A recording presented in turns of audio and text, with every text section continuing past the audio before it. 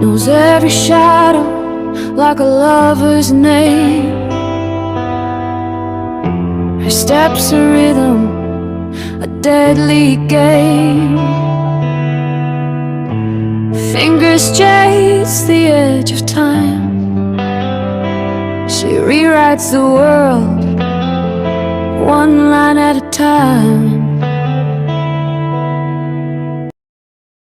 Chapter 14. Double crosses everywhere. High above the restless sprawl of Mumbai, on the 23rd floor of a gleaming glass tower, the city unfolds beneath Ananya Rao like a luminous tapestry. The Arabian Sea stretches endlessly beyond, a dark mirror to a world teetering on the brink. 12 million souls pulse beneath her vantage point, their lives a blur of distant lights, insignificant, and yet everything. In this quiet, windowed fortress, Ananya sits surrounded by glowing screens. The apartment is no home, it is a war room. Weeks of stolen secrets scroll before her eyes, each pixel a thread in an intricate web of deception.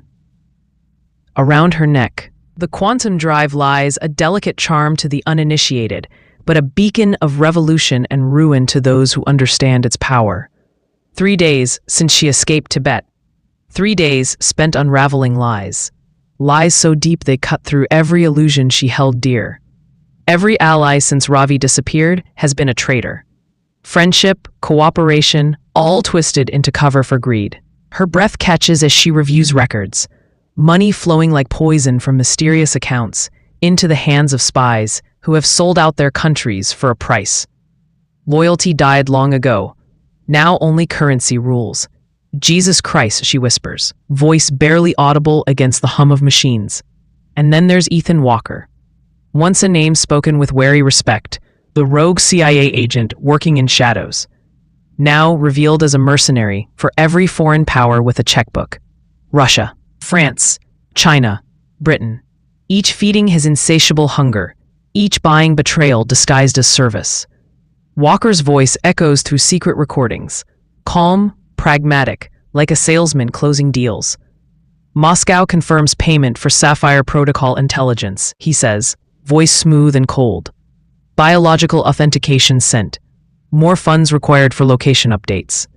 His betrayal is business, signed with sterile professionalism. To French intelligence, he states, DGSE parameters confirmed, target location verified, raise fees, the operation is complex.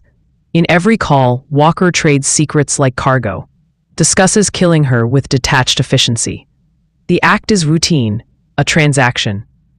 China pays to deny technology to rivals. Britain pays to coordinate operations. America funds chaos aiding corporate interests. Walker's game is global conspiracy spun from greed, not patriotism. But the deeper wound is from within. Raw, her agency, once her sanctuary, now a den of snakes. Deputy Director Mehta's voice is cold and precise. Target isolation confirmed. Security protocols altered to ensure extraction without diplomatic conflict. Financial incentives managed through Swiss accounts. Plausible deniability maintained.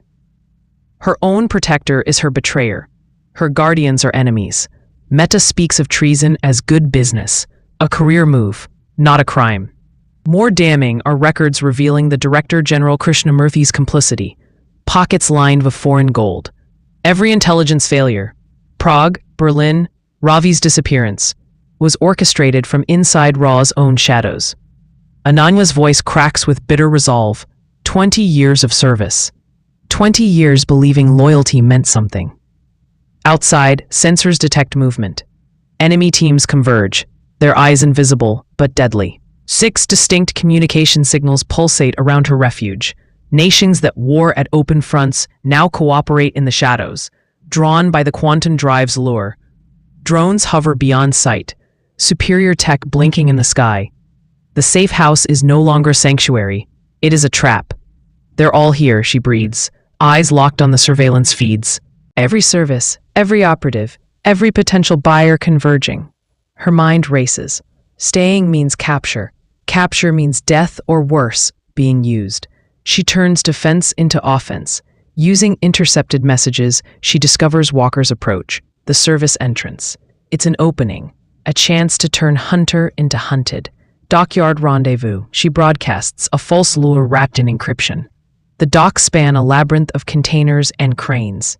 An urban jungle she knows well, a perfect battleground. Twilight wets the dockyard with fading light. Shadows shift among towering cargo containers.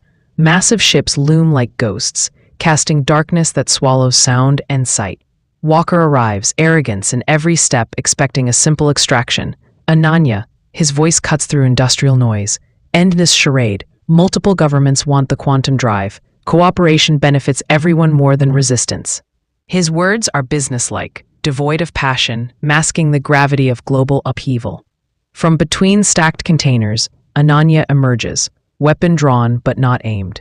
She seeks answers before violence. Ethan, she says calmly, eyes sharp. Waterfront rendezvous. How fitting. Convenient for disposing inconvenient witnesses.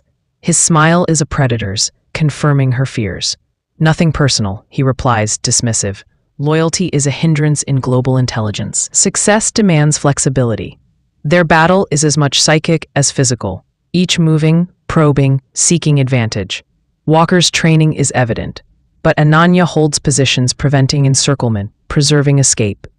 The quantum drive, he murmurs while circling her. Swiss accounts mean smooth retirement, safe from this dangerous game. She masks repositioning with a wry quip.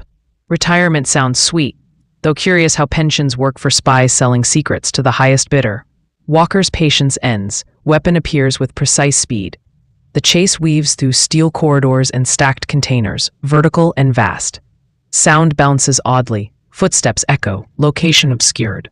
You can't hide forever, Walker's voice taunts, reverberating. Ananya's traps slow him, cargo cranes, metal doors snapping shut, forced predictable routes. Suddenly, raw operatives flood in, turning a two-person skirmish into lethal chaos. Target acquired, a leader announces, voice clipped and professional. Walker's capture is swift, despite his skill. The team leader approaches her. Courtesy thinly veiling calculation. Miss Rao, he says firmly. Deputy Director Mehta requests immediate debrief on operational breaches and foreign infiltration. A polite summons, but threat woven deep. Detention looms. Which Deputy Director Mehta? Ananya asks. Voice steeled by suspicion born of betrayal. Around her, twilight darkens. Loyalty is currency too rare to trust freely. The quantum drive pulses, a heartbeat syncing with hers, embodying stakes far higher than any personal fight. Walker's capture answers immediate threats but unveils deeper, systemic failures. Trading secrets now fetches more than serving a nation's call. In a world built on lies, she reflects, watching her fractured face ripple in container metal. Who is left to trust? The dockyard air thickens with industrial haze and unspoken threats. Mumbai's skyline flickers behind, a backdrop for battles fought in shadows. The quantum drive is a promise and a curse. Either freedom's key or surveillance's prison. Behind her, Walker sits restrained, temporary captive in a war without end. National loyalty and institutional honor are relics, replaced by self-interest and survival instinct. As Mumbai's evening settles, unanswered questions about quantum encryption's fallout linger in the night. Shadows multiply, each a potential betrayal. The game of information, power, and survival continues. Written not in law, but in choices made by those brave or desperate enough to seize the future. Her eyes burn cold, her touch ignites. She's the heartbeat in the dead of night.